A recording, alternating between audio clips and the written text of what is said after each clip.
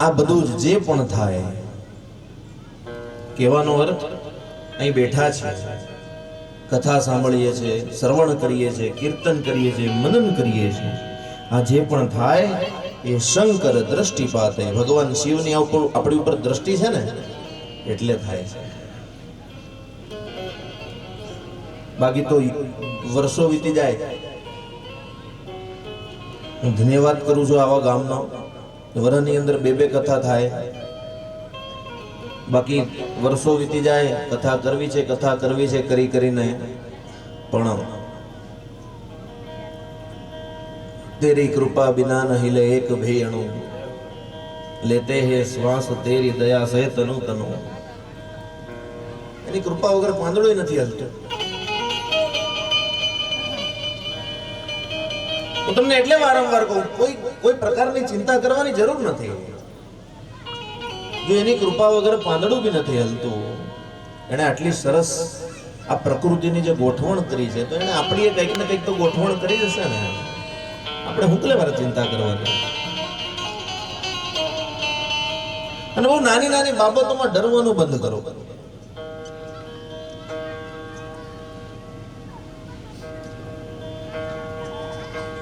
મહારાજ મંગળવારે વાળ કપાય કે ન કપાય? યાર આ પ્રશ્ન છે. તમારે ન કાપવો હોય ન કાપવો. મનની અંદર આપણને એવું લાગતું હોય મંગળવાર ન કપાય. આવી નાની નાની બાબતોમાં શું ડરો છો યાર? તમે ભગવાનની ભક્તિ કરો, તમે એનું નામ લો, કોઈ ભય કોઈ ચિંતા રાખવાની જરૂર નથી. જો કોઈ ખરાબ દ્રષ્ટિ આપણી પર પડતી પણ હોય,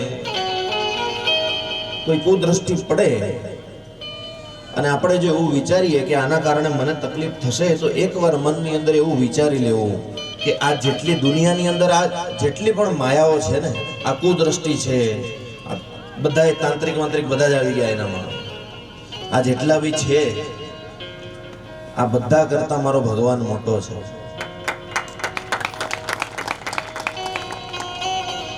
જો એનો હાથ મારા માથા પર હોય તો આ બધાની કોઈ ઓકાત જ નથી યાર.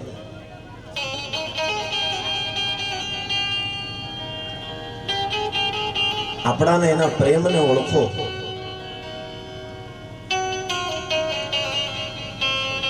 જો કોઈ એક નાનામાં નાનો કોઈ મંત્રી આવી જાય, કોઈ મોટો પુરુષ આવી જાય, કે કોઈ અધિકારી આવી જાય ને જો તમે રસ્તામાં ઊભા હો કે તમે અહીં બેઠા હો ને તમારા સાથે હાથ મિલાવીને જતો રહે અને તમને મળે આવીને સામેથી, તો તમારા મનની અંદર એટલું તમારા પ્રત્યે એટલું સ્વાભિમાન, એટલું માન રહે કે આપણે કોઈ જગ્યાએ ચિંતા કરવાની જરૂર નથી. કેમ કે આનો હાથ આપણા માથા ઉપર છે. જો એક મંત્રી, એક મનુષ્ય, એક જીવથી જો તમને આટલી સાંત્વના રહેતી હોય તો આ બધાથી ઉપર છે યાર ભોળોનાથ. જો એનો હાથ તમારા માથા પર હોય ને તો તમારે કોઈની જરૂર નથી. બિલકુલ ચિંતા કરવાની, ગભરાવું નહીં. નાની નાની વાતે ડરવું નહીં. જેમ મનને આનંદ થાય, મેં કાલ મોજમાં જ રહેવું. કાલે આપણે આપણો આનંદ કરો.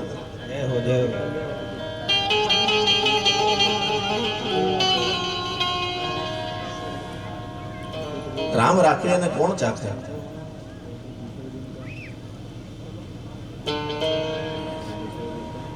એનું મનન કરો, કથા થાય.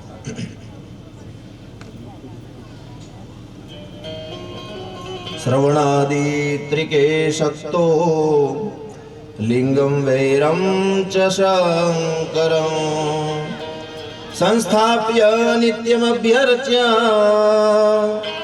તદેત સંસાર સાગર.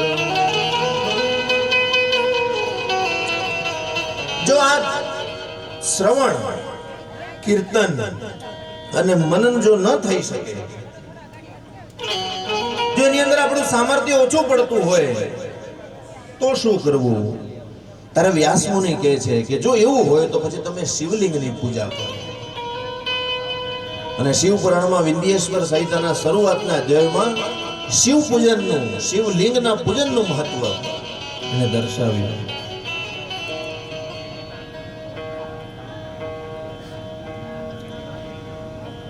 જો શ્રવણ ન થઈ શકે,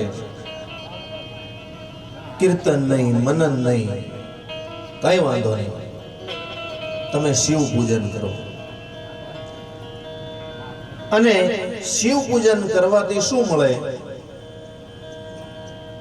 એનો આખો એક વૃત્તાંત કે આપણે 9 દિવસ જ ગાવાનું છે કે શિવથી આપણને શું મળે. હું તો કહું એટલું વિચારવાની જરૂર નથી, આપણે શિવ માટે શું કરીએ છીએ ને એ વિચારવાની જરૂર છે.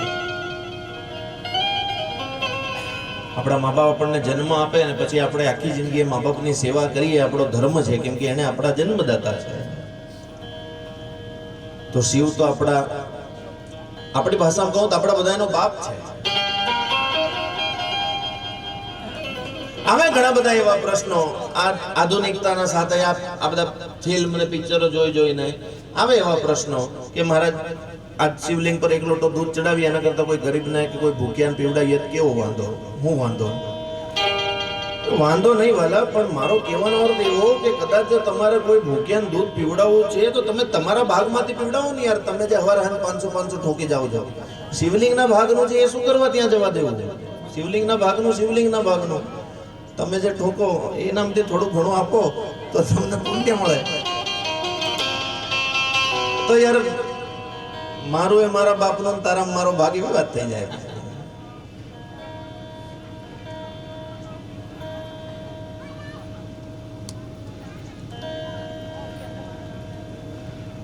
સિંગલીઓની શિવલિંગ એની પૂજનની વિધિ,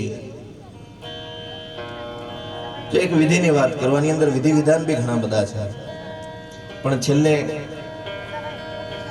હું એવું કહું ને કે ભગવાન જે છે એ ભાવનો ભૂખ્યો છે. જો કોઈ બહુ નહીં પડવું કે અમને પૂજા વિધિ નથી આવડતી, અમને આ નથી આવડતું, અમને તે નથી આવડતું.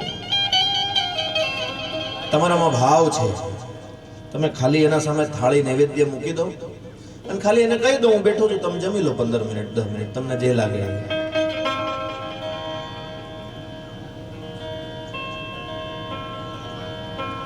પછી ઘણાનો એવો પ્રશ્ન આવે કે ભગવાન તો ક્યાં ખાય છે? એવું નથી. તમે ભગવાન સામે નૈવેદ્ય મૂકો એટલે તમને એવું લાગે કે આ નૈવેદ્ય આપણે પાછું લઈને આપણે જ ખાવાનું છે ને. ઘણા ભગવાનને પ્રસાદ ધરાવે એની અંદર એવો વિચાર કરે કે આપણને કાજુ કતરી ભાવતી હોય, ભગવાન માટે પ્રસાદમાં કાજુ કતરી લાવે, કેમ કે પાછળથી ખાવાનું તો આપણે જ છે ને. તમે એની સામે મૂકો નૈવેદ્ય. એક રિવાજ છે, જો તમને ધ્યાન હોય, તમારા ઘેરે કોઈના ઘેરેથી કંઈક ખાવાનું કોઈ વાસણ આવે કે જેની અંદર કંઈક નવું બનાવીને તમને આપ્યું હોય તો એ વાસણ પાછું ખાલી ન મોકલાય, એનામાં આપણે પાછું કંઈક પૂરવું પડે. પરસ્પર લોકો સમય કાઢીને આપણી કથામાં આવે છે જો દૂરથી, તો આપણે એનું સન્માન કરવું જોઈએ, એક પરંપરા છે આપણી. તો એવી જ રીતે આપણે આજે નૈવેદ્ય ભગવાન આ ઠાકોર ખાય ને, આ શિવ ખાય અને પછી એ કહે રૂક્ષ્મણીને, એ રાધાને કહે એવું કે તમે આ ભોજન આપણે કરી લ્યો અને આજે ભક્તએ ભાવપૂર્વક ભોજન નૈવેદ્ય આપ્યું છે, આપણા ઘરની અંદરથી થોડું ઘણું એની થાળીમાં મૂકો અને પ્રસાદ સ્વરૂપે આપણે ગ્રહણ કરીએ.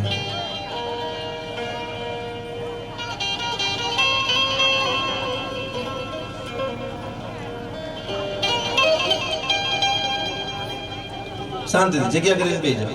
ધાડ આવી હોય એવું કરો નહીં, ધાડ પડે એવું ના લાગવું જોઈએ. તમને જ્યાં જગ્યા મળે ત્યાં પી જાઓ. એવું નહીં વિચારું ધરમપુરી એટલે ધરમપુરી વાળા હાથે જ બેહવાનું. ધરમપુરી લચ્છેલી બધું મિક્સ રાખો તમે બધું. જે જગ્યા મળે તે ચૂપચાપ બેસો.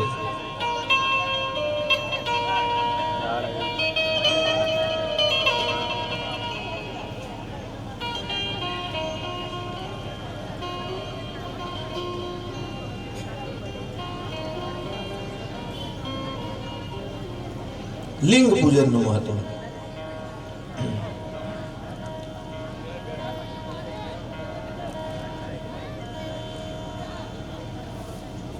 એક લિંગના ઘણા બધા પ્રકાર છે, એનું મહત્વ સમજો. એક તો જે શિવલિંગ છે એ તો છે જ, જે આપણે પ્રતિષ્ઠિત હોય. જો કોઈ જગ્યાએ બહાર જાઓ ને ન મળે તો તમે એક રેતીનું બાલુનું શિવલિંગ બનાવી શકો, એની પૂજા કરો. માટીનું શિવલિંગ એને પાર્થિવ પૂજન કહેવાય, એની પૂજા કરી શકો. એક માખણનું શિવલિંગ બનાવી શકાય, માખણનું દહીંનું શિવલિંગ. ઘીનું શિવલિંગ. અને છેલ્લે કોઈ જગ્યાએ શિવલિંગ નાય મળે તો આ તમારા અંગૂઠાને જો તમે શિવલિંગ સમજી અને એની ઉપર બી ઓમ નમઃ શિવાય બોલીને પાણી રેડો ને તો તમને શિવ પૂજનનું ફળ પ્રાપ્ત થાય.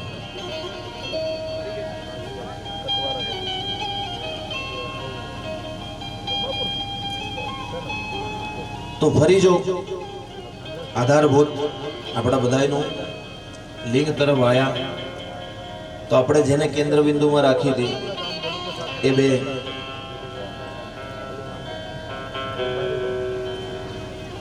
તુલસીદાસ મહારાજની બે ચોપાઈ ગાઈ, બે મંત્રો. ચોપાઈ ની તમે મંત્રો કોઈતા ચાલે, બે મંત્રો ગાઈ અને આપણે બધા જીવો ભેગા થઈને શિવ ઉપર ચર્ચા કરીએ. લિંગ થાપી વિધિ વતકારી પૂજા શિવ